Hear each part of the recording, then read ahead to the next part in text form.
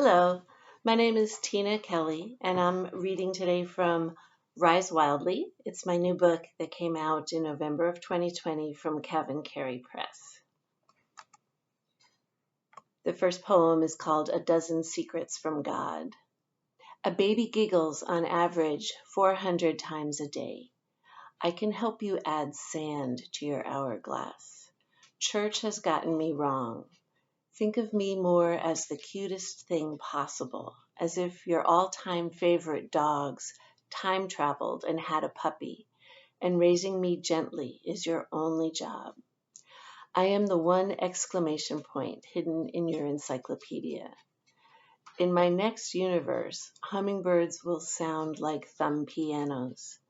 I am that fountain you didn't have time to visit at the Hilltop Castle Garden, and you probably won't be back, but you remember it more clearly than if you had thrown coins in. Caution, low-flying owls, and expectations. Count how often each year you let rain fall on your face. When your dog is listening to you, he's not frustrated. He doesn't wish he knew what you were saying. You sound to him the way birds sound to you. You're simply chirping. The stars are just glints shining through a blurry lens. I am the big thing shining behind. And you are wine for the eyes. The next one is called Please Bring a Moon. Kate loves the moon. I carry her. She throws her head back and tilts up her chin to watch. I see its reflection in her perfect eyes. She holds her hand up in greeting. This reminds me how the moon's its own cocoon, how hard it is to explain, how the world would manage perfectly fine without it and its changes, its hiding in clouds, its 2-week disappearances, awfully long when you're a year old. I used to count each new crescent as a step closer to her birth. I used to know where end of the moon lane is. I once saw 2 owls flying across a field on the full moon, and a few minutes later, a feather floating down from the sky. I caught it. I will tell her, but will she tell her child? What would a baby moon be called? Moonlit, moonling, and how would it hatch? Will she watch it from the back seat, a constant with trees passing through like thread? This one is called On the Lacquerwaxin' with Kate, 2008. Wading in the river with my 7-year-old daughter, my usually obstreperous, I won't brush my teeth girl. I see her looking at me adoringly. How dear, engaged, winning. She likes me for once this gorgeous day. Then I realize, no, she is mugging at her reflection in my sunglasses. I am merely a wall for her to bounce herself off, a learning tool, an object she uses to see herself, adore herself. I say, you're looking all lovey-dovey at you, not at me. We laugh together. She replies, the name Debbie gives me the impression of a webbed foot stomping on a puddle. When Daddy calls on his way to us that night, she tells him, I want to sing you a kiss. All we can do is write it down and help her love herself for all the best reasons. This one's called Getting Through the A's in Angels, Their Names and Meanings. There are angels for inserting the soul into the body at birth, angels who invented carousels and all the new French fashions. There's one just for the 26th of each month, for honey, sexuality. Avon is your guardian 10 months before death. Another protects 5th children. In heaven's meadows upon meadows, one angel governs confusion. One does nothing at all till Armageddon. One rules warm winds.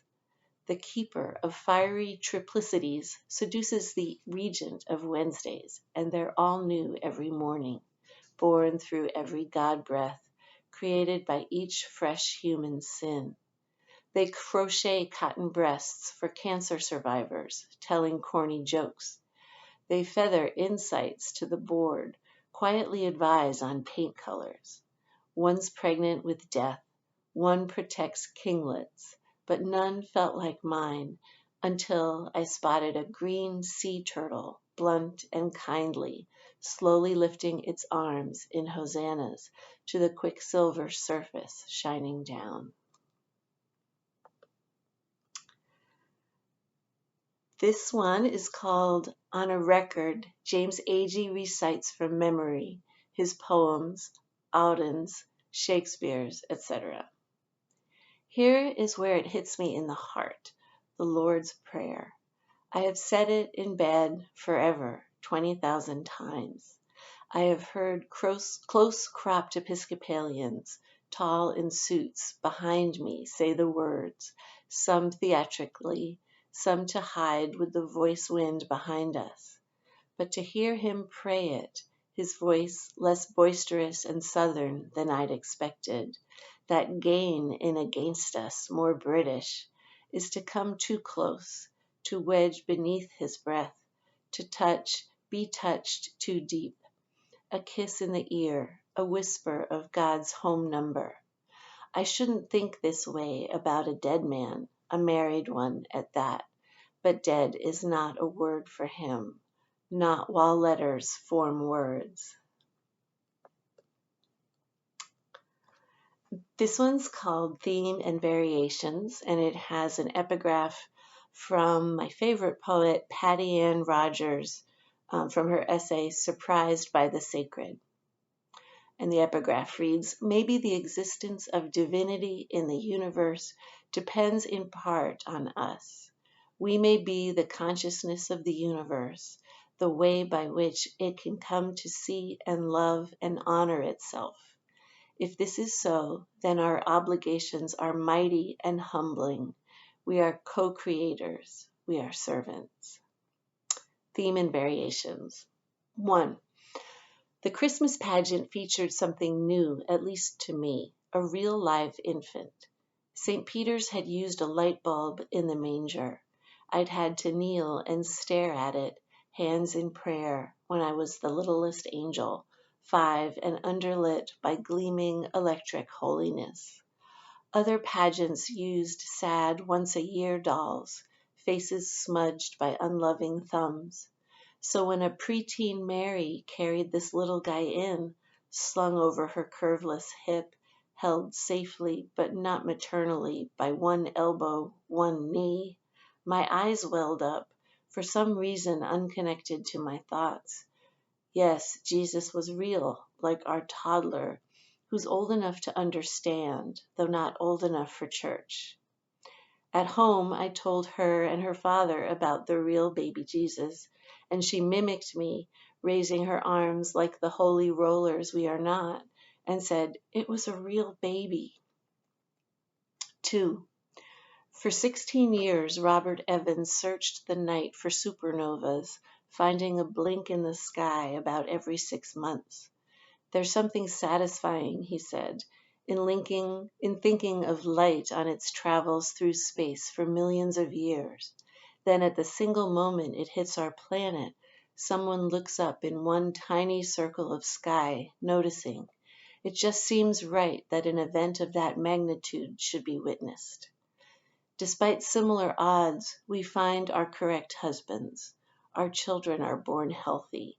We make it home from work. We create a world, but we can keep it, knock wood, only if we love it. 3. If I hear profound music, the men's choir at midnight, or that resonant trumpet Ben practiced in the high school stairwell, and if I close my eyes, I join with wordless purity, feel a part of myself rising in a huge uprushing, my droplet evaporating gladly to the sun. I'm at the edge of a giant column, a spirit quietly roaring up through the wall of an immense artery, on the rim with the others in the state fair Spinotron, the planet's centrifuge. I jump. The high note is perfect. I serve. Again, I'm Tina Kelley, and my book is Rise Wildly from Carey Press. Thank you.